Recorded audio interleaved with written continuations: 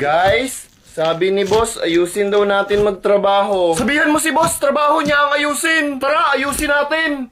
Saan ba yung sira? Pag-iisip mo nga may sira, inayos mo ba? Guys, kapag oras ng trabaho, magtrabaho tayo. Ba't ba hanggang ngayon bida-bida ka pa rin? Sino bang gumamit ng stapler ko? Ba't parang may kulang? May absent ba? Actually, hindi siya absent, guys.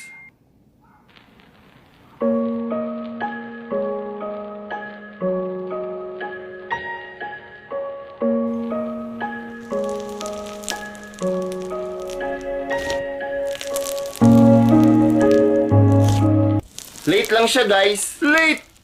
So, papasok pa siya? Sana all pasok. What is something we did before COVID that you can't believe we did?